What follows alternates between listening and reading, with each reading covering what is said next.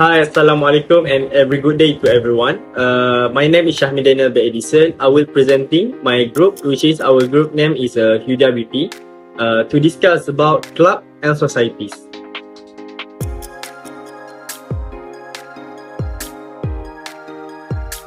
Okay, so in this topic, we will discuss about 4 main topics, which is the first one is introduction and tax treatment. The second one, we will determine the principle of mutuality between members and non-members. Next, we will also presenting about accessibility of receipt, and last one is about exemption.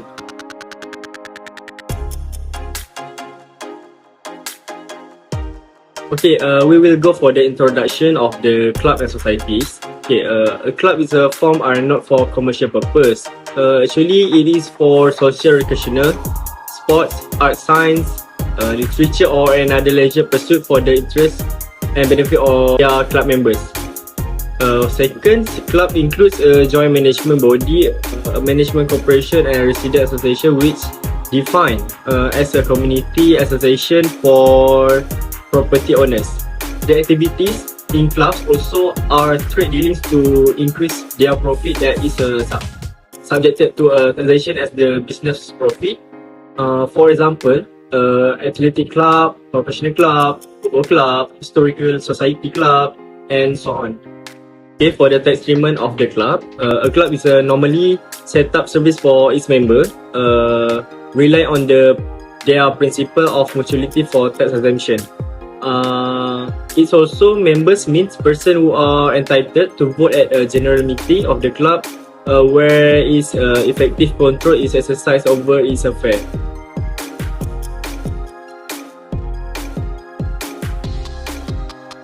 Next, we move to principle of mutuality. Member. First, member is person who are entered to vote at our general meeting of the club. Second, any surplus of members' contribution over expenditure is not taxed. Third, a man cannot make profit by trading with himself, which is any contribution or subscription by its member are exempt from tax in the hands of the club. Fourth, only apply to dealing with members' contribution or subscription. Next, dealing with non-member. So when trading with non-member occurs, there are only have 2 things. For the first one is the principle of mutuality no longer applies, and the second one is exposure to tax can arise on any surplus that may occur. Assalamualaikum. I'm going to explain about accessibility of receipts, which are income from members and non-members, investment income, and tax computation.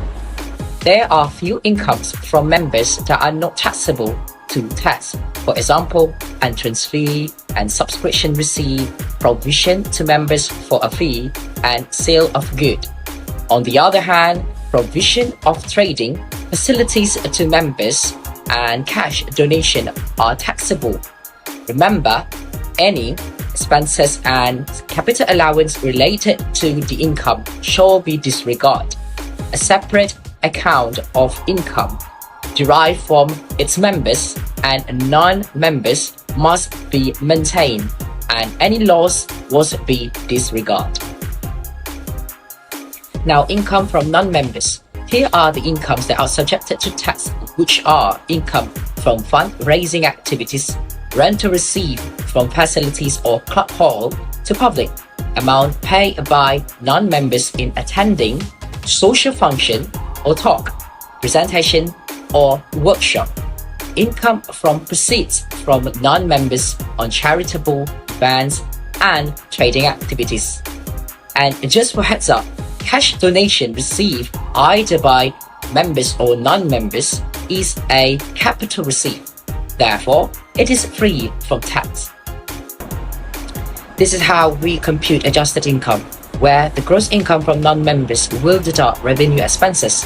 However, a formula of A times B divided by C needs to be applied, where A is a common expenses, B is gross income from non-members, and C is gross income from members and non-members.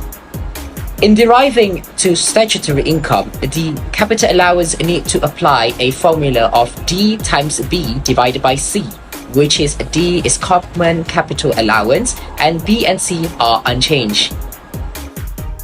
for approved donation made by clubs, the donation is entitled a deduction up to 10% of its aggregate income, and a formula of G times H divided by I need to be used, where G is cash donations under section 44 subsection 6, H is an aggregate income of non-members, and I is an aggregate income of members and non-members. Next, I will be explaining to you about the investment income. Investment income such as interest and rent will be accessible in the hands of clubs. Accessible meaning that such income has to be assessed for income tax purposes. Here, if you look at the case, the Management Corporation Strata Title number XYZ versus Comptroller of Income Tax 1993, the Comptroller of Income Tax has accepted that the taxation of Management Corporation is governed by Section 11(1) of Income Tax Act. It was held that rental and interest received from non-members is accessible to the tax principle of mutuality does not apply, and the sums paid by non-members cannot be equated with contribution from members. Also, in the investment income, the dividend received are given tax exemption under a single-tier dividend system. Now, I will be talking about the tax computation for clubs. The dealings with members and non-members are completely two distinct business sources. A distinct business is a division or subdivision within company that operates autonomously and typically focus on a unique product or services. Revenue expenses directly related to members or non-members are deducted wholly from those sources. Revenue expenses incurred in generating income from both members and non-members would be apportioned using gross income basis. These expenses are known as common expenses. Items that are notable as common expenses would be anything related to administrative, salaries, postage, stationery, and printing expenses. Last but not least, the qualifying plan expenditure used in both activity would be similarly apportioned using gross income basis. Next is the formula of the club, which divided into two, which is for members and non-members. For the members, the formula will be started with Section 4A, business income, with the gross income of the members less allowable deduction, which will get adjusted income, and then finally we will get statutory income. The expenses, capital allowances, losses, and donation will be disregarded under the members formula. And for non-members formula, which it will started with direct revenue expenses and add with the common revenue expenses, which will be apportioned on gross income and will get the adjusted income. After the adjusted income, it will less the common plan expenditure, which is the capital allowances, which will be apportioned on gross income, and finally, will get the statutory income of the club. And then, it will be added with investment income, and finally, will get aggregate income. After that, the aggregate income, it will be deducted with approved donation, which is apportioned on 10% of AI, and it will get the chargeable income for the non-members for the club.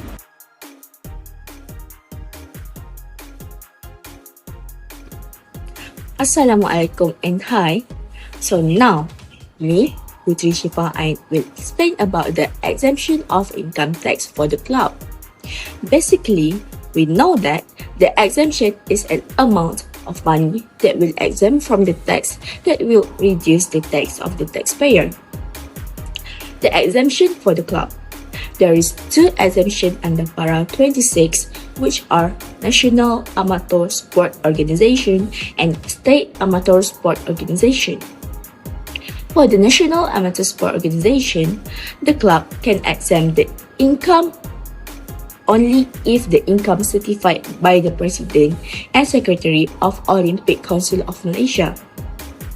The income also needs to be affiliated to council during a basis year for any year assessment.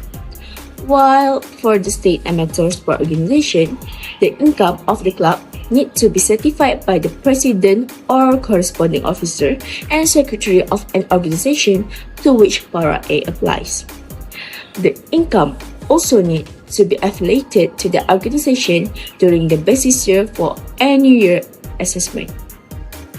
Next, for the record keeping, income generated from the transaction with both members and non-members must be accounted for separately, and record must be maintained for a period of 7 years.